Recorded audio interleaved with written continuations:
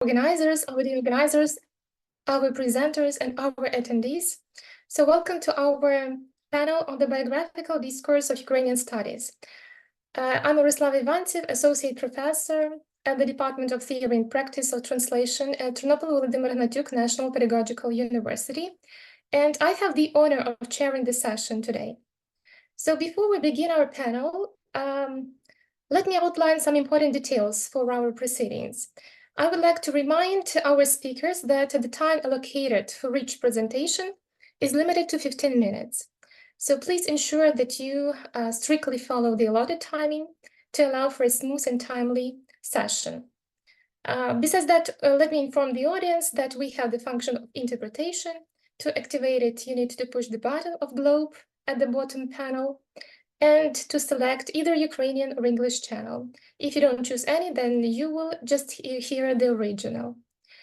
And now, without further delay, let us explore the rich tapestry of Ukrainian biographical discourse with our esteemed presenters. And it is my pleasure to introduce our first speaker, Mariana Shapoval, Doctor of Philology, Professor at the Department of History of Ukrainian Literature, Literary Theory and Literary Creativity at the Educational and Research Institute of Philology of Taras Shevchenko National University of Kyiv, Senior Research Fellow at the Les Kurbas National Center for Theatre Arts. Her research and teaching interests include literary theory, contemporary drama, literary and theatre criticism, intertextual studies, artistic biography, and problems of writers' creative formation. So her presentation today is entitled Contemporary Ukrainian Biographical Drama in the Context of the Formation of National Myth Design. So Professor Mariana Shapoval, the floor is yours. Добрий вечір, шановні колеги. Good evening, dear colleagues. Thank you, Oryslava, for such a detailed introduction. And I would really love to embed my speech into what was already mentioned today. And I do hope it will be logical. Let me launch my presentation. Do you see it? Yes, we do. Thank you. We can see it now. So, the starting point of my presentation will be, as the title suggests, the concept of myth in contemporary humanities. The interest in understanding the structure and functioning of myth is consistently high among scholars, and the methodology of mythocriticism is still one of the most productive in literary studies.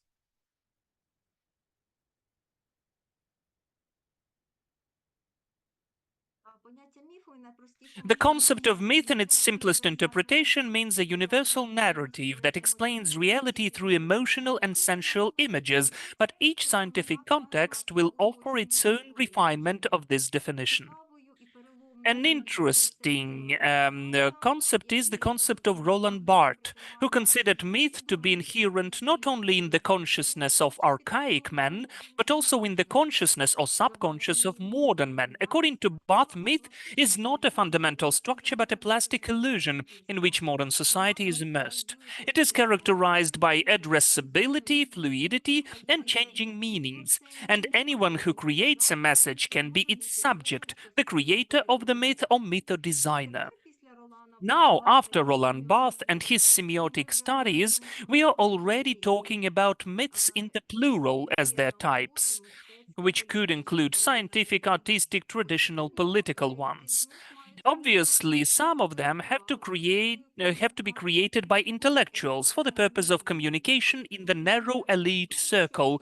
But the irony is that the existence of such a circle is made possible by the functioning of basic political and deep traditional myths. After all, humanity does not exist in nature, but in history, which is largely the result of good myth design.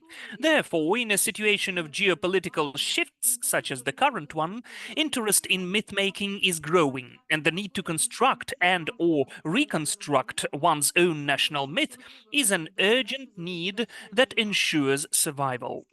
Ukrainian researcher and sociologist Vsevolod Zelenin, who has studied in depth the practices of creating modern myths, states, competitiveness and the country's own myth system is as critical a part of state security and national policy as energy independence or army modernization.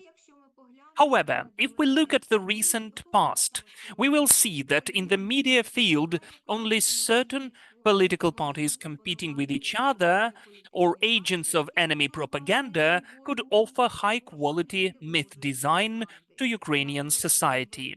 On the threshold of the Great War of 2022, the Ukrainian nation appeared ideologically neutralized, deprived of a powerful unifying myth. Fiction and art, which have traditionally carried out the task of national myth-making in Ukrainian culture, could not reach the consumer in time in the context of controlled media communication, even though they worked intensively to create a national myth design. In this report, I will consider only a small part of the efforts of contemporary authors in the field of Ukrainian biographical drama. A writer in Ukraine has always been more than a writer, a scholar, an artist, a politician, an intellectual. The intellectuals, writers who subtly felt the fatal failures in the field of national myth design, tried to fill in the gaps and took on the functions of myth makers. Their hopes for drama and its possibilities for theatrical realization prompted writers to take up the artistic embodiment of biographies of political and spiritual leaders of the Ukrainian nation. Traditionally, this drama, following Plutarch, is divided into two types, the biography of a statesman and the biography of an artist. These are different images and different biographies, often opposite in meaning, but connected by an important common feature, the ability to act, which makes them worthy of memory for future generations.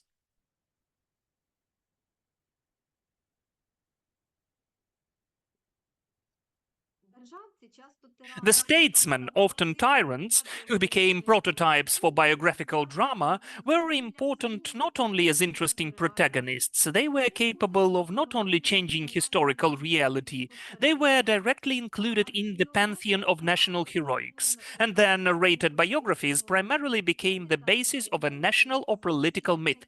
Scientists, scholars, writers, artists correspond to the second ancient type.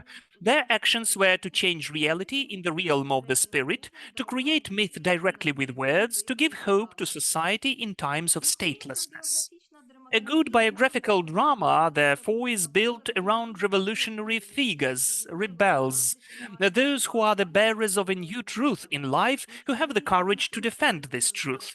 Artists and writers, especially in our country, also fall into this cohort of heroes because they are carriers of relevant ideas, often harbingers of the near future and fighters for it. A play with such characters promises to be interesting and will attract viewers.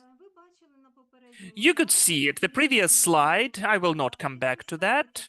The writers, in fact, playwrights who were creating biographical plays, which were made public in the 20th century in the electronic way, anthologists and the sets of stories, and the basics for these stories were the biographies of significant personalities for Ukraine. Those personalities can be seen at this slide. And also at this slide, you can see, in fact, which biographies are more numerous, the biographies of the statesmen or the biographies of artists, writers, and cultural activists. Well, of course, first and foremost, culture. No one will doubt, that in the center of this virtual sanctuary stands the symbolic figure of Taras Shevchenko. He is a character in about 10 plays. The fact that I'm going to talk about Shevchenko the most is not just a tribute to the title of our conference. Indeed, the most contemporary plays have been written about Shevchenko, and his role in the Ukrainian national myth is outstanding. This is both good and bad. At the end of the last century, Ukrainian literary criticism, which was untangling itself from the grip of the hopeless Soviet system, was moved by Grigory Grabovich's monograph, The Poet as Mythmaker, in which the respected professor essentially outlined the role of Taras Shevchenko as a spontaneous and extremely effective myth designer of Ukraine. Grabovich wrote, "Today it is well known that not only Ukrainian literature, but also Ukrainian cultural and political life and the national movement of the 19th century itself were shaped in a decisive way by Shevchenko." In other ways, the poetry of Shevchenko gave rise to the myth of Ukraine with all its pros and cons. The surge of drama about Shevchenko on the threshold of an existential war with the Russian aggressor shows that the energy of this myth still nourishes and sustains Ukrainians. Therefore, the specificity of the portrayal of Shevchenko is highly dependent on his role as a carrier of the almost 200-year-old version of the national myth. So, what kind of Shevchenko can we see on the stage today? Closer to reality, or very formal, or maybe just a symbol? When we go to see the play about Shevchenko, traditionally we are expecting the mimetic image, the realistic biography, and much of poetry, poetic lines. Like in the play by Ray Lapika, State Treason, which we can see in Lutsk now. Then I will name the authors of contemporary plays about Shevchenko, paying attention to the years in which these texts were written or published and the principle of the image of Shevchenko in them. Like Yuri Sherbak with his play The Wall, 1983, when it was published. It is very popular. It has been published and staged. So Shevchenko, the physical appearance of Shevchenko as a character was replaced by his spoken hypostasis, a receptive portrait. He is told about by the Princess Varvara. Alexander Denisenko, Heart's Paradise or Oksana. This play has been published and staged as well, so there is realistic Shevchenko on the stage, and the situation with Likara's infidelity is realistically depicted. Unfortunately, it left the stage really quickly. This is one more.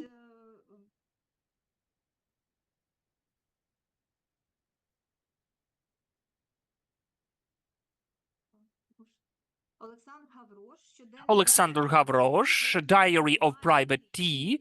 It is a screenplay and a story where Shevchenko is really realistically depicted. Here, we can see Oleg Mykolaichuk Nizovets and his book, which includes The Haidamaks and other plays. It was never staged, and its publication and the stage is very surrealistic. The meeting of Shevchenko, Les Kurbas, and the actor of Ivan Mykolaichuk.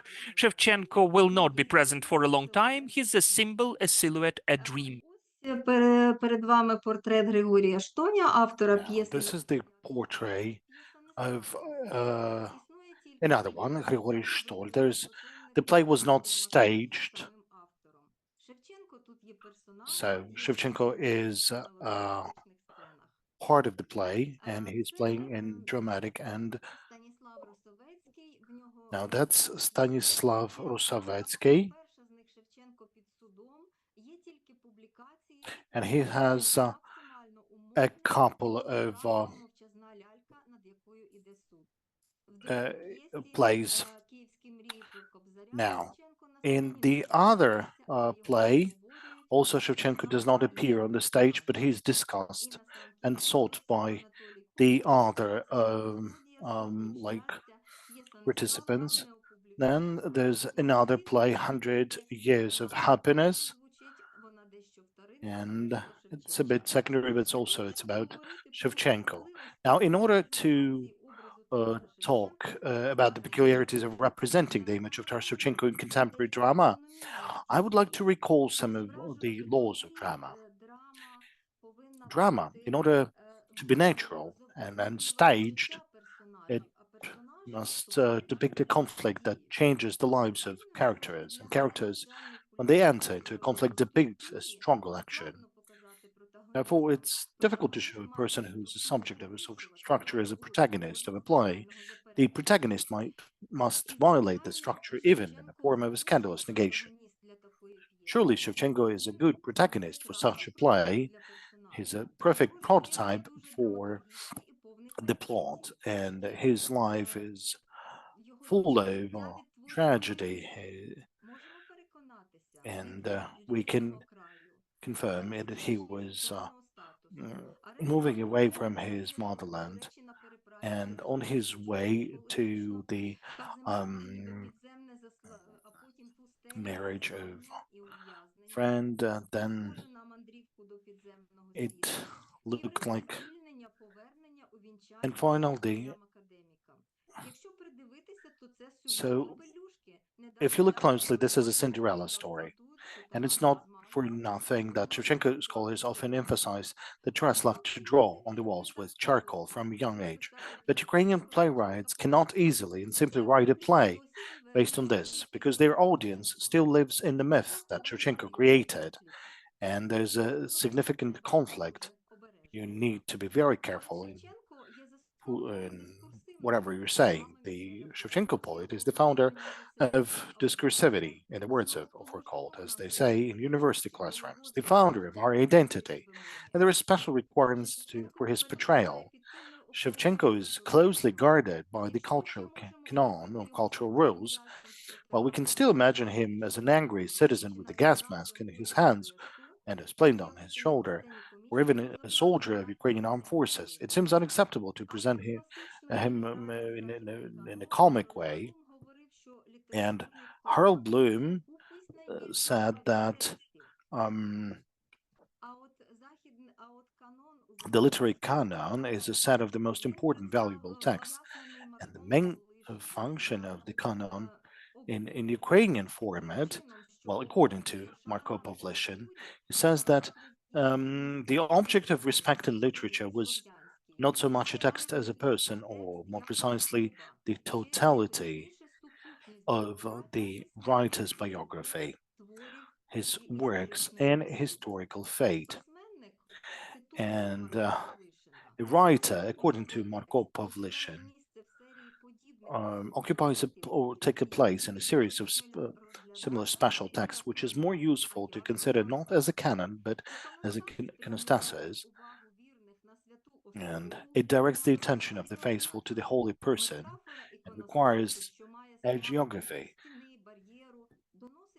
And the metaphoric ikonostasis, which has the semantics of a wall, a barrier, conveys an understanding of the distance between the average reader and the canonized special text as the distance between the profane and the sacred, the mundane and the sacred.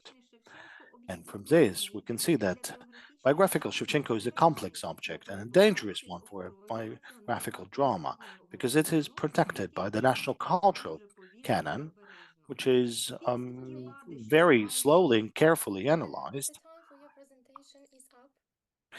The time for your presentation is up.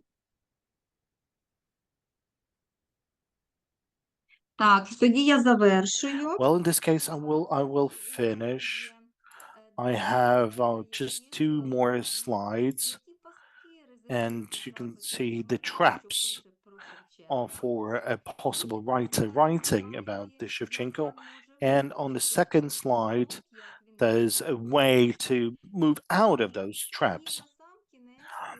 And in the very end, I would like to say that, well, the contemporary biographic dramaturgy is not only about Shevchenko. There's drama plays dedicated to Ivana Franko, Lesya Ukrainka. There's 2 or 3 texts are provided as an example, but most of the biographies are part of one of the drama texts. And unfortunately, out of those small examples, there's plays about our Volodymyr the Great, Ivan Mazepa, Andrei Sheptytsky, Stepan Bandera, and really would like to have more on this list.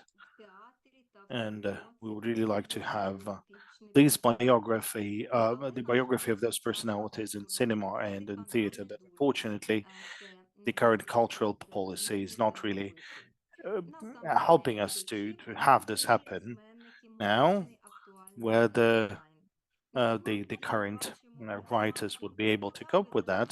And you can see also the more information on the plays by Ivan Hnatiuk. There's a play, A Flower for 3 Months, and another play about Mykola Leontovich. They're about the music, the death, Ukraine on the brink of existence. So they're wonderful, and they're already making the first step to creating a new Ukrainian national myth.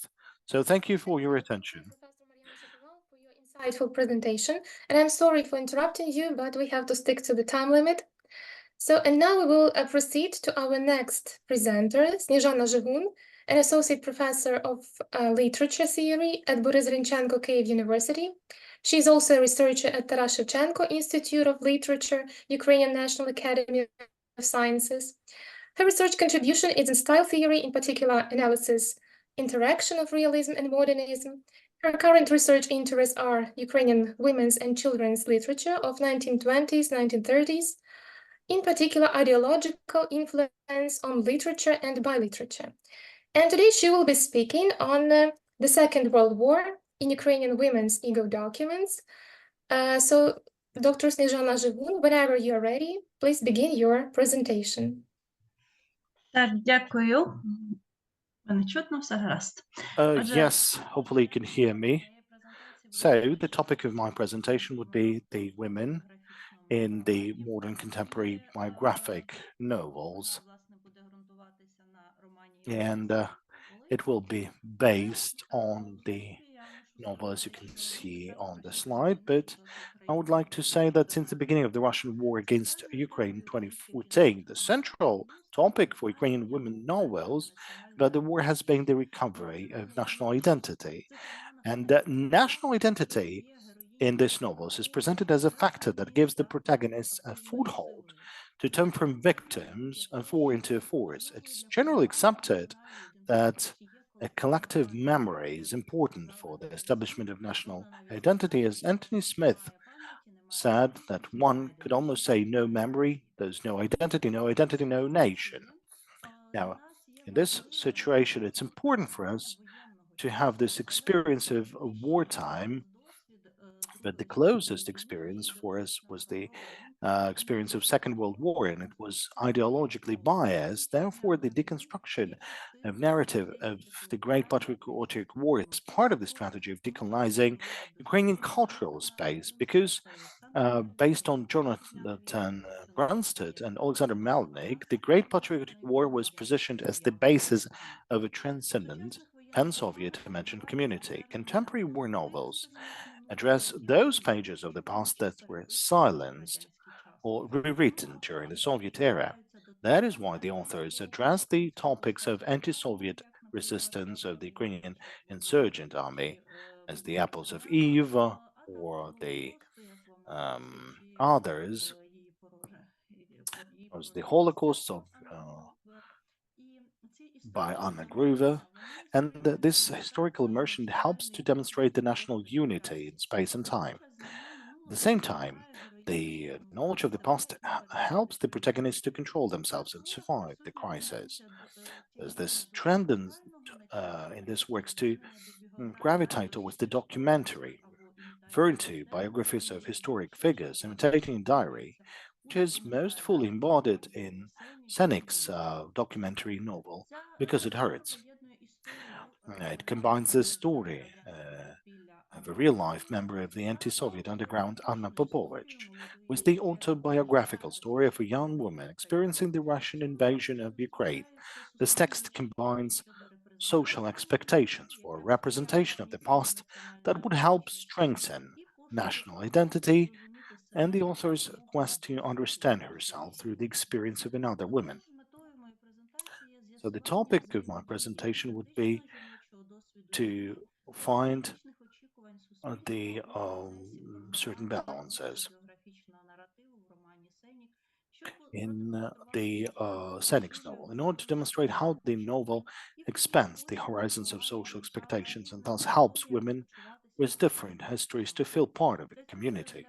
Now, to do this, I will examine the representation of women's war experience in the UPA in the biographical part of the novel because it hurts in the context of the problem of interpreting the topic of the discourse of national history and memory. After that, I will turn to the autobiographical part of the novel in order to interpret the author's motives for referring to Anna Pogor's biography. The Senec's novel offers the reader a story about a young woman from the Luhansk region who, in 2012, begins recording conversations with Anna Pavlovich in order to write a novel about her. And Anna's story is connected with the story of the first phase of Russian aggression, presenting this war as a continuation of confrontation. War is a highly gendered sphere in which only men have been visible for a long time, although women are also engaged in the army, and particularly anti-colonial wars. And according to Olena Petrenko, despite the existence of archival materials and memoirs that emphasize distrust of women as warriors, numerous documents and orders of the underground demonstrate the large-scale involvement of women in the UPAR. Jeffrey Birds even uses the phrase feminization of the underground. Yet this topic was outside of the attention of the historians, and they were covering that in a variety of ways. However, when it comes to personal stories, the complex experience is marginalized or not mentioned at all. Contemporary biographies of women in the UPAR are mainly focused on their contribution to the struggle for Ukrainian statehood.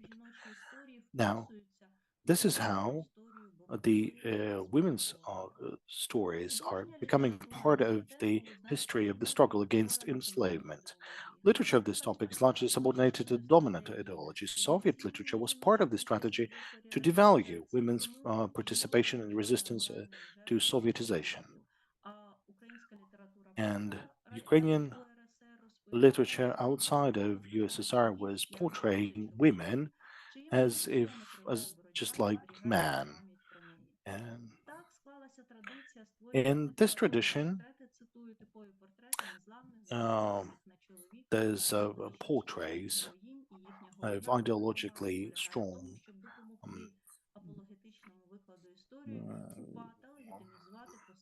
figures.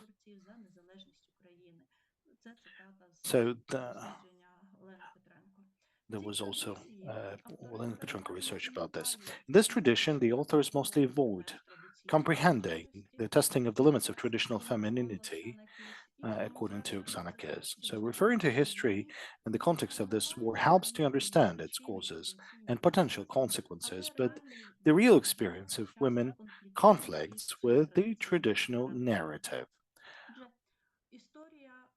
So the story of Anna Popovich, or so-called Ruzha, is presented through her own story, which the author does not edit or organize. Therefore, the story appears in repetitions, gaps, and omissions.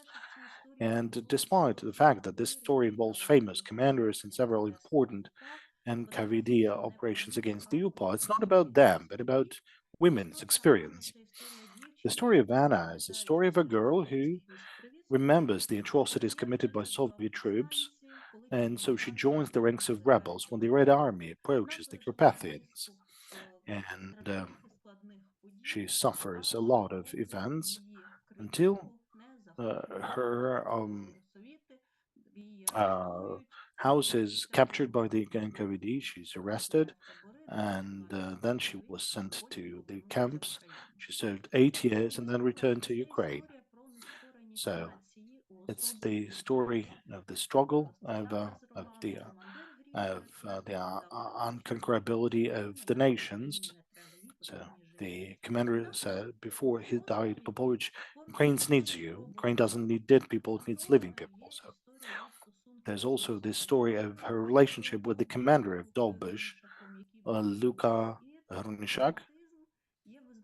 And it's important there's a drama.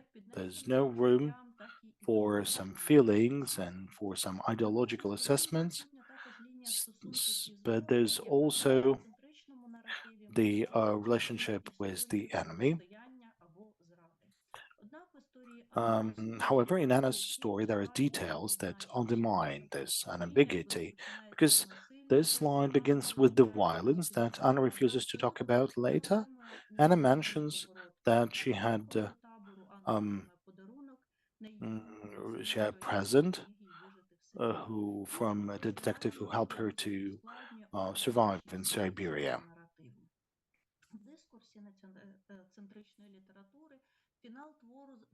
Now, in the end, there was a victory on the part of those who being with the women. In the end, Bush is killed, and Anna cannot have children, and she's no longer possible to continue with the nation. But the novel says that women have much more value rather than bringing kids. It's the story of a woman who had to live in difficult conditions, but she kept loyal to herself and her dedication. Then there was another scripter, and there was also the occupation. She cannot overcome her fear of war, so she leaves the Ukraine, and leaving behind their parents in the occupation. So the author is willing to tell the story for the sake of scripts. And in foreword, she says that it was supposed to be a novel about Anna, but surviving the tragic events provoked her to add her own feelings. And the combination of those two stories, well, looks not motivated for the author. In the beginning, she declares that the connection between the two stories would be the finding of national identity, because Zhenya believes that it brings strengths and gives answers to most of the existential questions. She found information about her grandfather, who served also in Hulag. And really, there was an epic story, and that could be the good thing for the novel. Another perspective hero was the father of Zhenya, who, in her opinion, spent his life trying to atone for his grandfather's service in the Soviet punitive bodies and stayed in the occupation to defend his space, even if it was a room or later a grave, as Ukrainian territory. However, his story was also short, because for Zhenya his motives were irrelevant. She realized that we're not responsible for the actions of our fathers and grandfathers. And by the end of the novel, Zhenya recognizes herself as Ukrainian, but no longer attaches more power to her identity. Anna's life story plays a paradoxical role in Zhenya's story. Instead of pushing her to join the struggle in any form, the comprehension of the drama story in conditions that could become similar prompts Zhenya to admit that she is not a hero, and she needs to stop trying on this role and finally admit to herself that I'm too weak for the struggle. In the novel, this recognition is interpreted as the need for self-identity. Змогу зінтерпретувати цю розповідь як зв'язок Анни і Жені, як історію. This is a kind of the story of separation and individualization, because according to the theoreticians, when a woman writes a biography of another woman from the past, a connection is created between them that symbolically reflects their relationships with their mothers.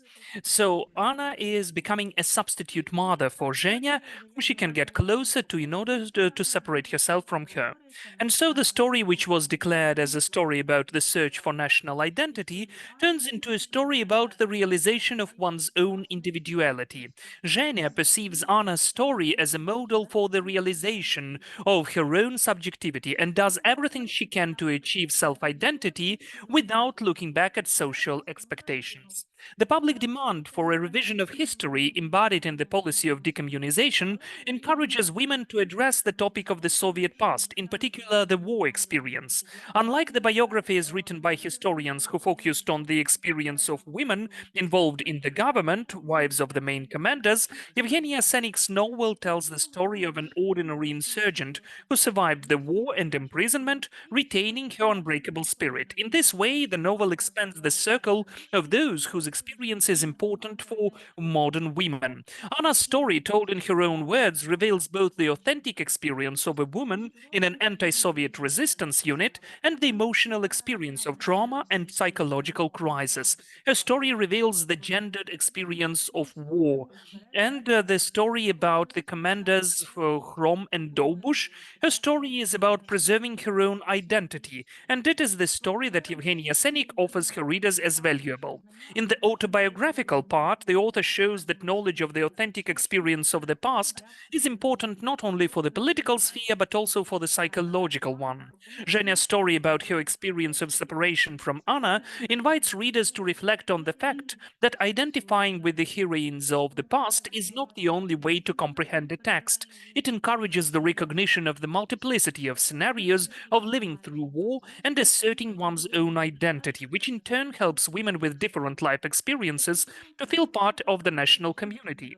In this way, the feminist perspective of women's wartime biographies emphasizes women's individual subjectivity. The experience of preserving it becomes more important than the experience in the sphere of power. Thank you for your attention. Thank you, Dr. Snizhana Zhygun, for your enlightening presentation. And we will now move on to our third presenter.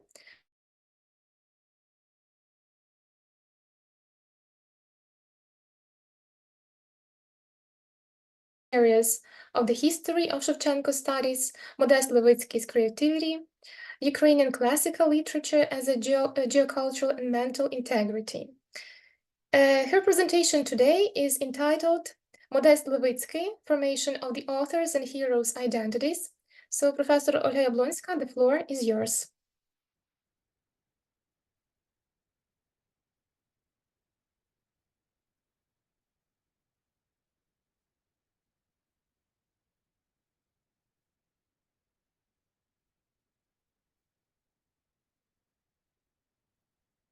Ми вас не чуємо. Напевно, мікрофон ви не включили. We do not hear you. Oh, I do apologize for that. Thank you. First of all, I'd like to express my gratitude to the organizers of the conference, Ms. Oryslava Ivantsiv, for the introduction words, for the opportunity to be a participant of such a respected scientific event. My topic is within what was mentioned above, but mostly it concerns the issues of individual biography of the writer and his characters, Modest Levicki, formation of the author's and character's identity. Since ancient philosophy, identity has been interpreted as, in fact, a similarity. However, Plato's dialogue, Phaedrus, already speaks about the ambivalence of the human self, whose sources are opposite. The psychological, social, ethnocultural, and other dimensions of identity make it possible to distinguish the category of otherness in understanding the essence of the concept of identity. In non-classical philosophy, Heidegger, Kierkegaard, Sartre, duality and the category of the different one, the other, are interpreted primarily as unity. The dimensions of identity in post-colonial studies and ethno-imagology as branches of comparative studies are actualized. At the intersection of these areas are such aspects as ethnocultural factors, specificity of national character, archetypal features of national character, historical memory, your own foe, friend or foe, national image of the world, ethno-psychological dimensions, etc. The discourse of national identity is one of the defining ones for Ukrainian post-colonial literary studies, through the prism of which the history of national literature is created, among other things. The literary work of Modest Levicki developed against the backdrop of the turn of the century with its artistic discoveries and social cataclysm. Modest Levicki is a physician, writer, public and cultural figure, teacher, and diplomat. In 1884, He entered the Faculty of History and Philology of Kyiv University, and in 1888 he transferred to the medical faculty because of the personal reasons. He worked as a district doctor in Volyn, Podillia, and Kyiv region, and as a railway doctor in Radiviliv and Bila Tserkva. He collaborated with the Ukrainian newspapers Hromadska Dumka and Rada. He was an advisor to the ambassador of the Ukrainian People's Republic to Greece. In 1920, he participated in the Congress of Ukrainian Ambassadors and Diplomats in Vienna. After the fall of the Ukrainian People's Republic, he moved to Tarnów, Poland. And in exile, he used to be Minister of Health under the UPR government. In 1922, in Zakopane, he became the head of a sanatorium for tuberculosis patients. In the UPR army, at the Ukrainian Economic Academy in Podebrada, Czechoslovakia, he combined the position of a doctor and a lecturer of the Ukrainian language. Since 1927, he lived in Lutsk. He taught Ukrainian at the gymnasium. Olena Pchilka, in her review of the publication of Levitsky's first collection, Stories of 1907, emphasized the truthfulness of the drawing as a sign of the writer's talent and his ability to draw attention to such an everyday, seemingly insignificant life. The task is so honorable, so majestic, to make the reader look back. And Sergei Yefremov noted that was extremely humane and sensitive nature of the author, who warmed his characters with the warmth of a sensitive heart, illuminated them with the rays of higher humanity. Abroad presented a galaxy of classics of Ukrainian literature, in whose works philosophy, deep psychology of characters, and national color were realized in various genres and styles of modernism. According to Natalia Shumilo, under the sign of national identity, writers of the second row, including Levitsky, whose life demonstrated the unity of worldview, beliefs, and actions, also created.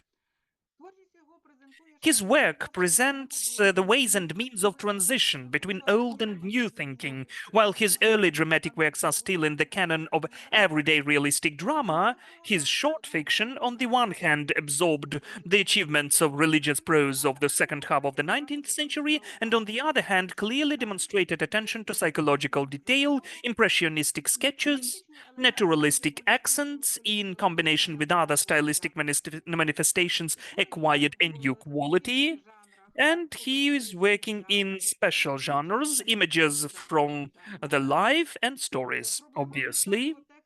The problematics of his texts continue Shevchenko's ability to learn about other people's pain, shows Stefanik's exposure of the boundaries of existence. Medical practice of Levitsky became the source of the plots of many of his short fiction texts, which is often marked by the author's genre specification. Doctor's story, a story from the memoirs of a doctor. It is also worth mentioning the works The Criminal, Eyes, Hard Road, Forgotten, Orderly, whose issues are related to medicine. The text of Empty Stroke psychologically deeply reproduces the doctor's hopelessness, which is reinforced by naturalistic pictures of the material impoverishment of Jews. The interior of the hut reminds Franco of naturalistic descriptions of Jewish life. According to the author's genre definition, this doctor's story thematically resonates with episodes of the historian Doroshenko's memoirs about a trip to Western Volyn in the summer of 1911 with Levitsky and linguist Zelinsky. Although the story, the time of the story, Empty Stroke, is in Podillia. During this trip, the historian recorded the whispered words of a Jewish carriage driver, that their doctor cares about others, especially the poor, and that for him there is no Jew or Christian, but everyone is equal. The dramatic story of the old musician Pesach Lederman is marked with a touch of light humor and positive attitude, thanks to the image of the doctor. As Doroshenko observed, Modest Pilipovich was a doctor not only of the body but also of the soul, and who knew which of these two doctors prevailed in him. It is no coincidence that in his analysis of this work, Krushelnitsky notes the writer's humanism. The story is inspired by the love of life, the desire to help the unfortunate family, the critic emphasized. And on the difficult roads of immigrants, those are stories Native Land, Hair, and on the roads of war, the story Grandfather. The image of a doctor is written with the hope of salvation, which has a distinct autobiographical character. Only the doctor realizes the value of the skill of the actress who is destined to play the role of Niobe not only on stage. That is, in fact, the story Niobe. The connotation of the title of the story, The Hard Road, combines the descriptive nature of the terrain and the invisible presence of death, culminating in the peasant's pragmatic reflections on the burial of his son and discussion of these problems with him. Inna Lipnitska has observed that the symbol of the aspen in this text serves as a frame. At the beginning, it is mentioned that the aspen caused the character's death, and at the end of the work, he will go on his last journey in an aspen coffin. It is worth noting that the associative connection with the image of Judas makes it possible to see the dramatic hypostasis of the father, in particular the manifestation of traitor's traits in his act. The coffin of a good and hard-working son will be made of a cheaper aspen, not pine.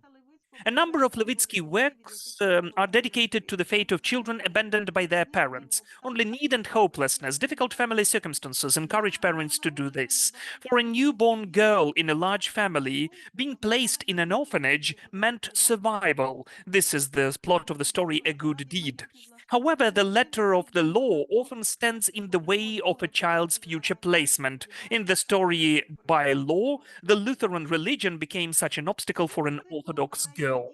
The plots of the cycle State Children from the Memoirs of a Doctor were based on the writer's memoirs about the Kyiv period of 1904-1907, when he worked as the director of the Kyiv Medical School and the head of the Lukyanivka orphanage for children abandoned by their parents. Through the stories of these children, the author demonstrates not only the effectiveness of the idea of the influence of the social environment on the formation of personality, family upbringing, and the worldview foundations that are laid in the family and influence or even determine the life path, but also the importance of the voice of blood. Fate will bring the two twins, the red-haired Georgik and the black-haired Vasya, obviously they're twins, into different environments. They will have different upbringings and different educations. In the epilogue, a favorite compositional element of Levitsky, the author presents a strange story told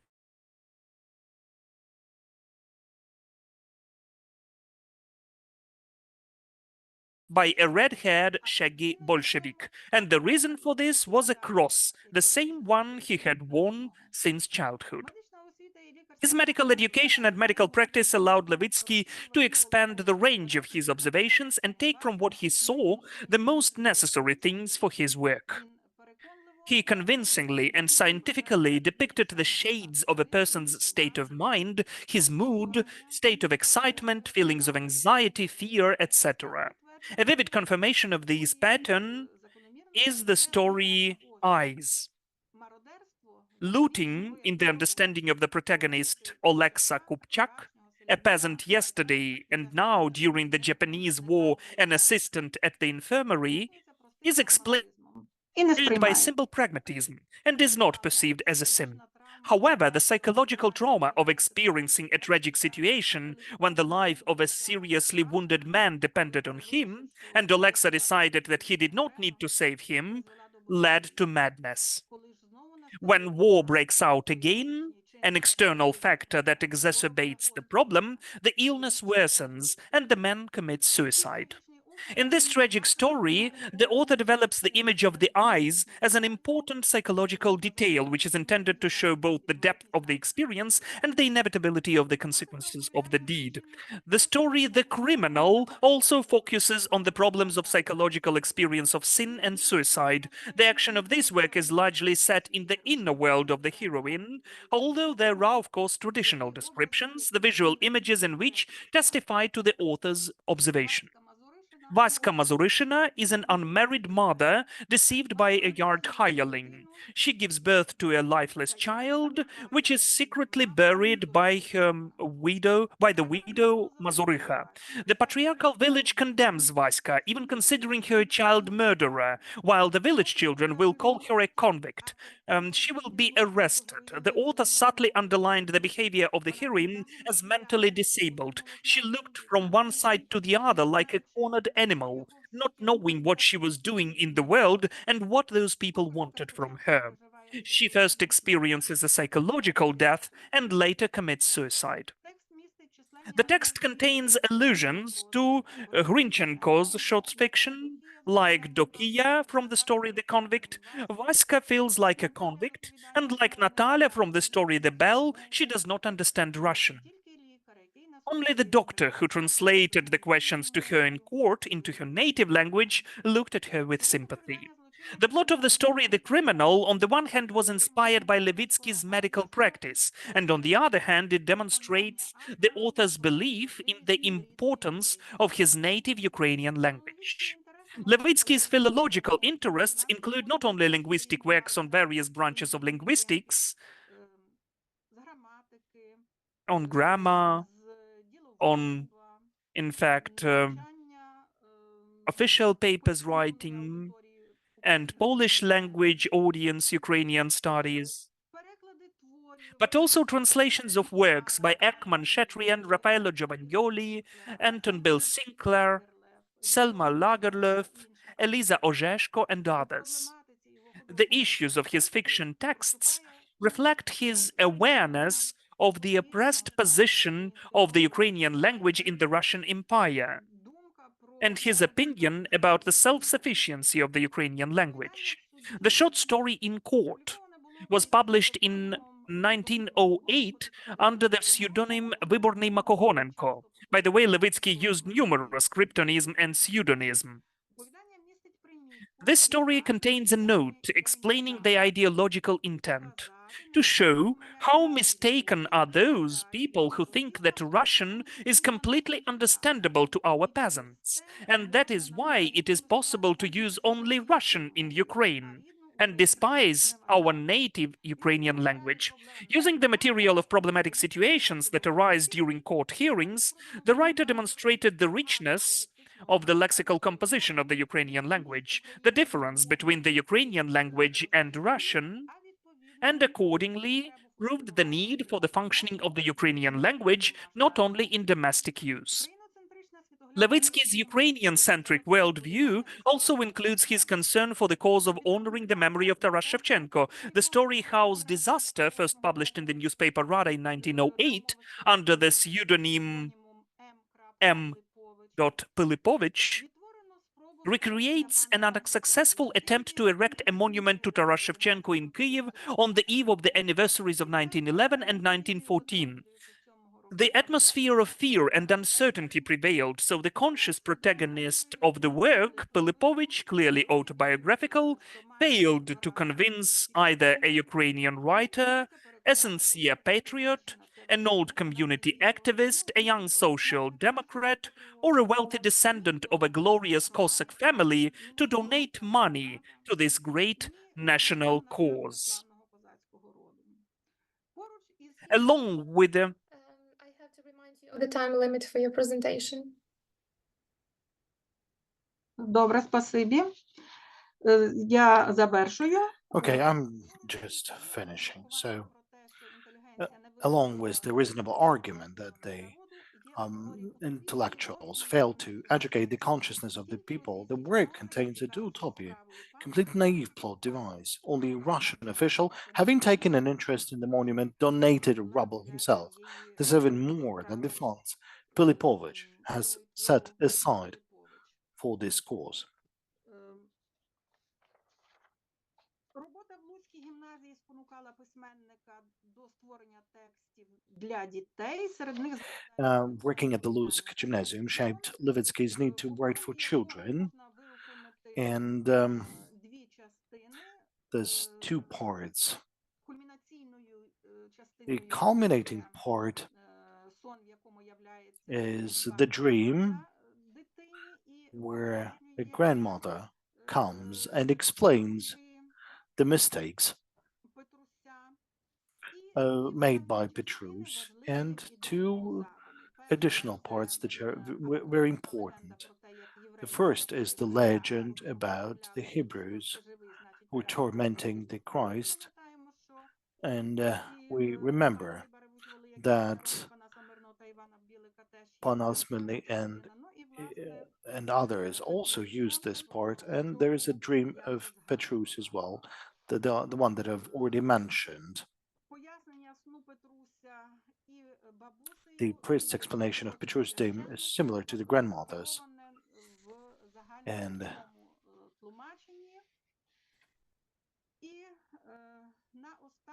in the very end, I would like to recall the quotation by Dmytro Doroshenko, who said that I understand the secret of his impact on the people and his artistry.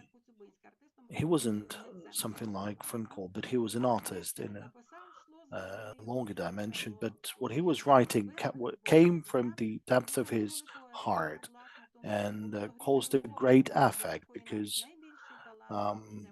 it was all affected by the love, because it's all very important. Thank you for your attention. Yablonska, for your thought-provoking presentation, and we will now proceed to our next presenter, Maxim Yablonsky, Doctor of Philosophy in Social Communications, a senior lecturer at the Department of Social Communications at Lesa Ukrainka, Volodymyr Volyn National University. His scholarly interests cover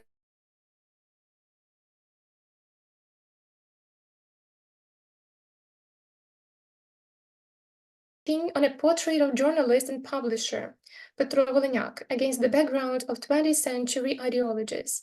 So, Dr. Maxim Yablonsky, whenever you're ready, please begin.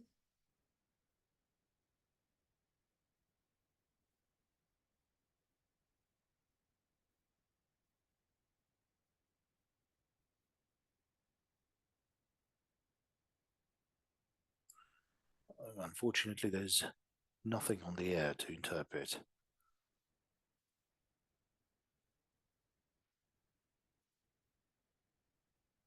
Well, I don't see him.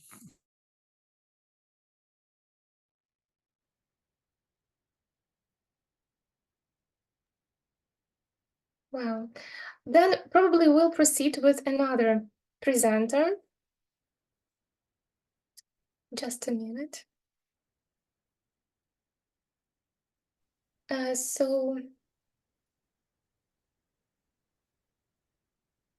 Our next presenter is Helena Alexandrova, Doctor of Philological Sciences and Senior Research Fellow at the Department of Theory and Methods of Bibliography at the Institute of Biographical Research at the Vernadsky National Library of Ukraine. Her research interests encompass history of literary studies, comparative literature, and biographical studies. And her presentation is entitled The National and Cultural Identity of Ukrainians in the Russian Empire, Storozhenko in the Memoirs of Contemporaries.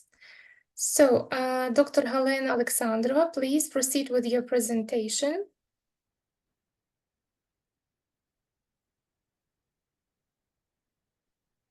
Greetings,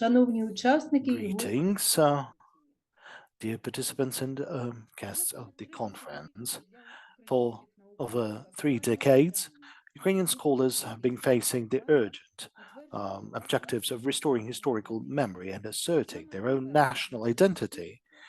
And it is today that our society places extremely high demands on the presence in the culture of figures whose merits are significant for history of the present. And the problem of returning to Ukraine famous and lesser-known Ukrainians from the imperial and Soviet historical space still deserves special attention, and Mykola Ilyich Storozhenko is one of them. He was born on 1836, and he lived until 1906.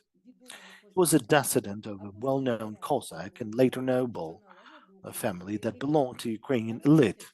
He was born in the village of Irzhavets in the Pryluki district of the then Chernihiv province. He studied in Kyiv and Moscow. He repeatedly went on long research trips abroad to London and Paris and communicated with famous scientists of his time.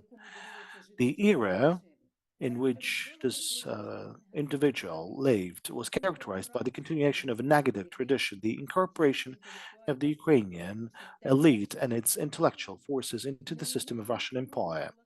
And Mikhail Storozhenko also did the same. He was a graduate of the first Kyiv Gymnasium. He graduated in 1854 and got a silver medal.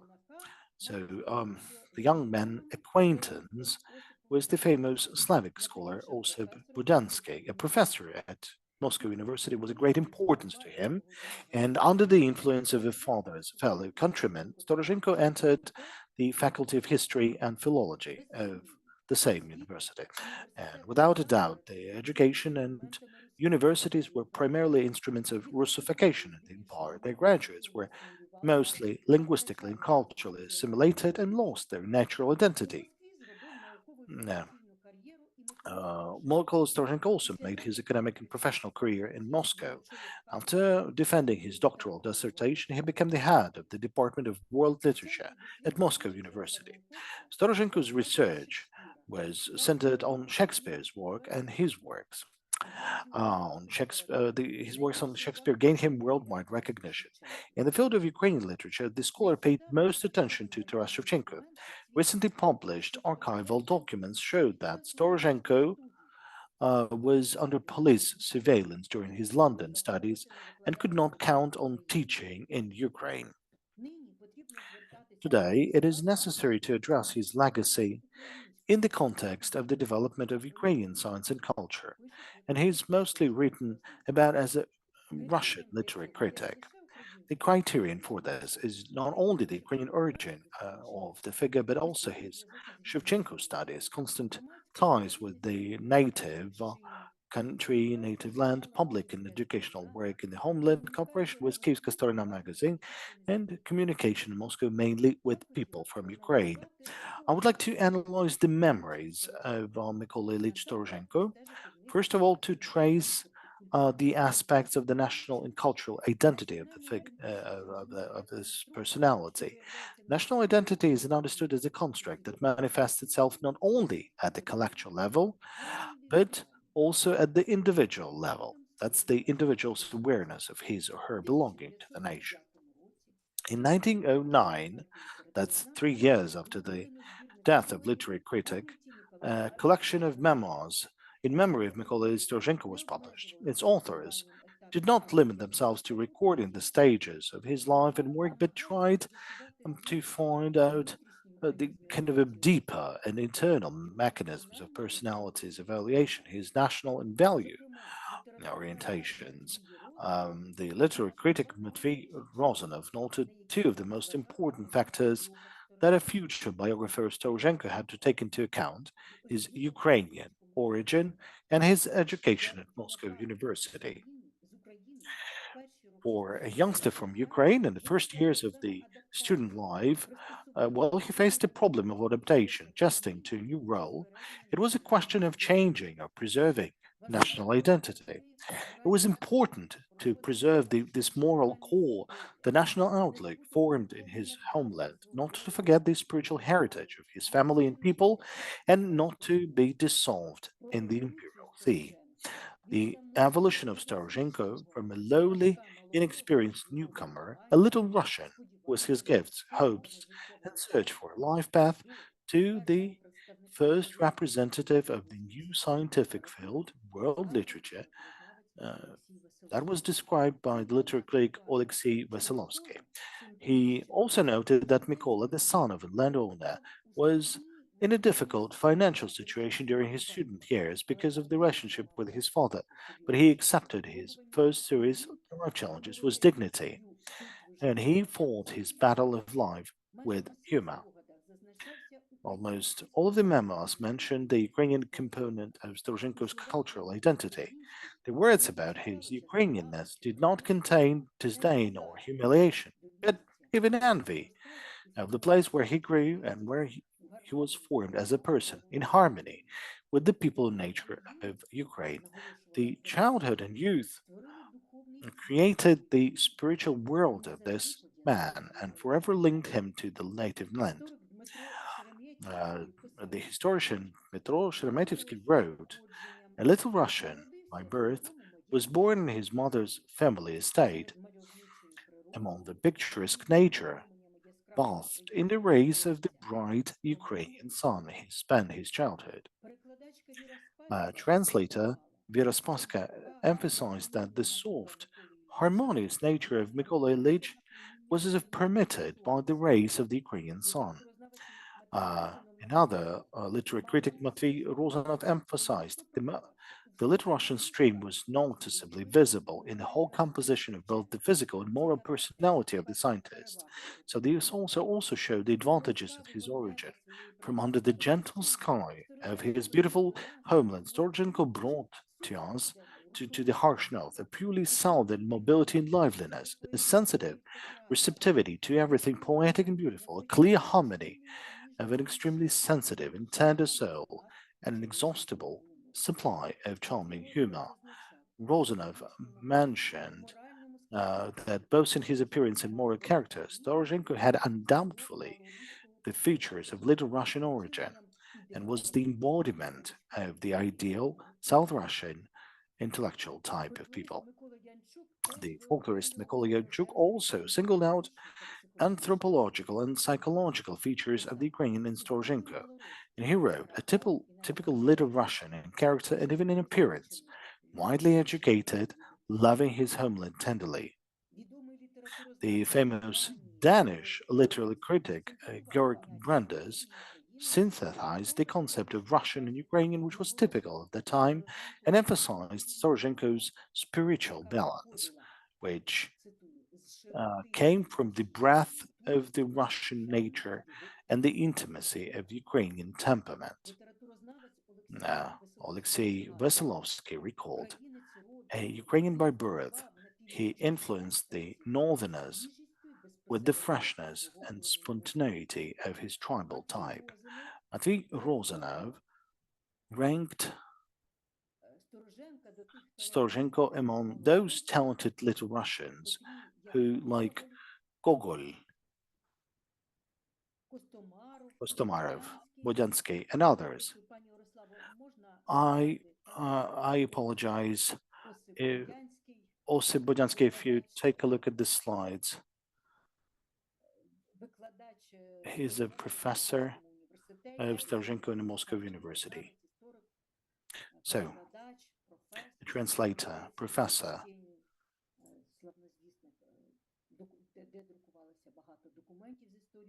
This is when a lot of documents were printed on the history of Ukraine. Then Mykola Hohol. Then go next slide, please. So these people have become well known in Russia, remaining at the same time the faithful sons and typical representatives of their beautiful homeland. Then Mykola Kostomarov, Russian by heritage. The historic Mykola Kovalevsky called Storozhenko a nobleman from the Zaporizhia Cossacks. This author placed him alongside Gogol and Shevchenko. Next slide, please. But in the context of far removed from national consciousness, he wrote, "The witty Hohol, who lived with Gogol and Shevchenko, served as a prototype of the good-natured, humorous Little Russian we knew Mykola Ilyich to be." The analogies with Gogol, I beg your pardon, appeared most often. His case has become a classic one for understanding the problem of the split identity of a person who has to choose between the enslaved homeland and an empire, between his national culture and someone else's culture.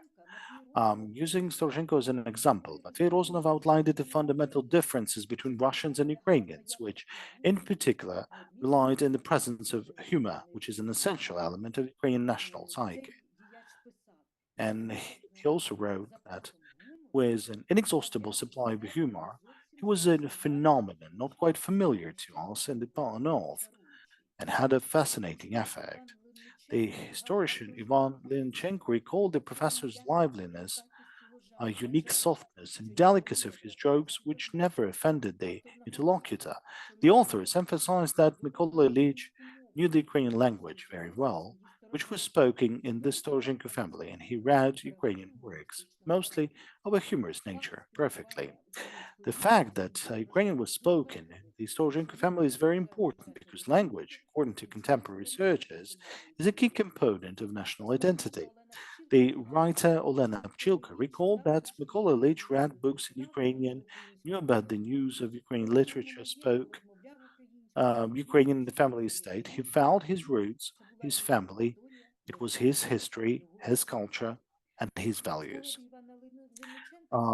Grinchenko's memories are interesting because he knew Storozhenko's parents and emphasized that scientists had a trait inherited from his father, Ivan Yakovlevich: direct, purely Little Russian humor.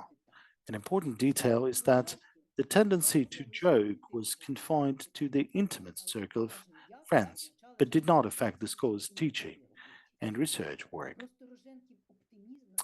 Matvey Rozanov also wrote about Storozhenko's optimism, which helped him overcome his suffering. His unusual, compassionate, kind heart, sensitive to any grief and misfortune, could have simply bled to death if nature had not rewarded him with a saving counterweight in the form of light Little Russian humor.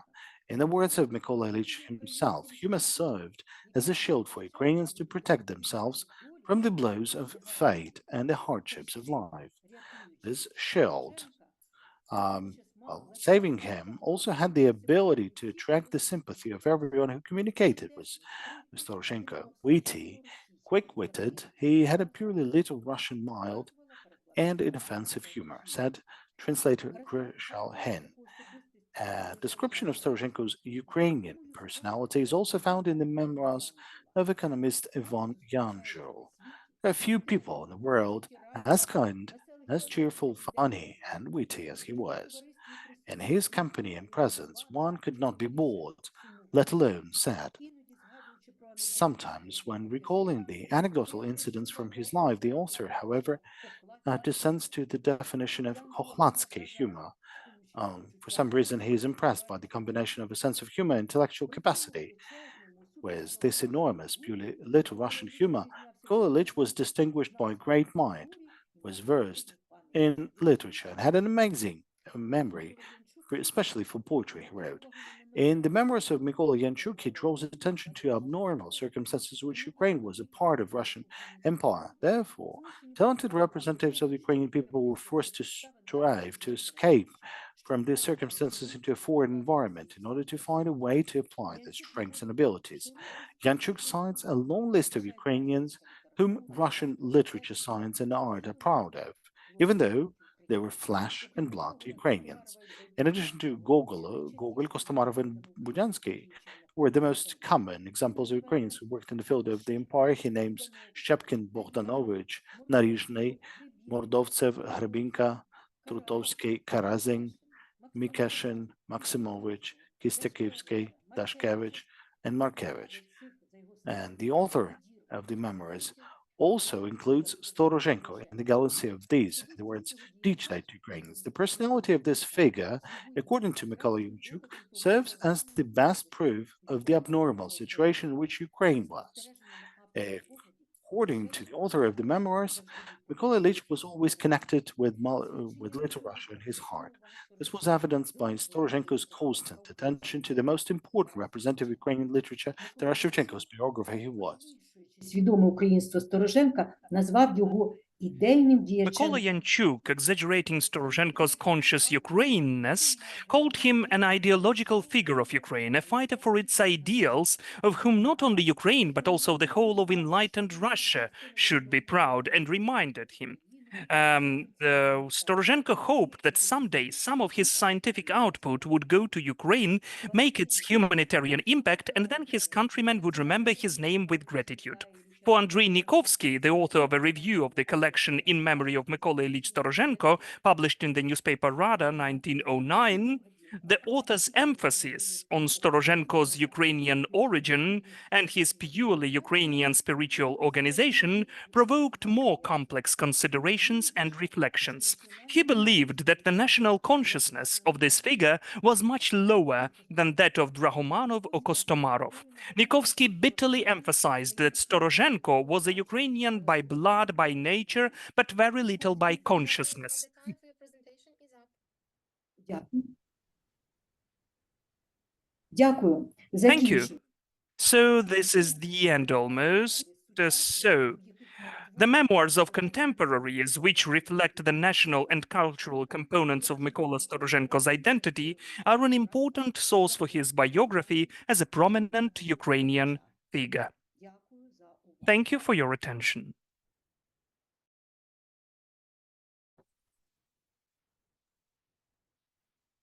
Thank you very much.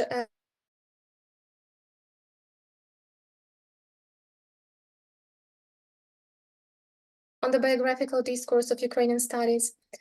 And it has provided a fascinating exploration into various facets of Ukrainian biographical discourse. So our speakers highlighted the role of drama in shaping national myth, shed light on the personal narratives of women during a truly tumultuous period in history, offered a nuanced perspective on 20th century ideologies, provided insights into the formation of author and hero identities, and illuminated the national and cultural identity of Ukrainians in the Russian Empire. So these presentations have deepened our understanding of Ukrainian biographical discourse and its significance in shaping national identity and cultural narratives. They have highlighted even the importance of studying individual life stories in understanding broader historical and cultural contexts. So we thank all our presenters for sharing their valuable research and insights with us today, and look forward to further explorations in this rather important field of study.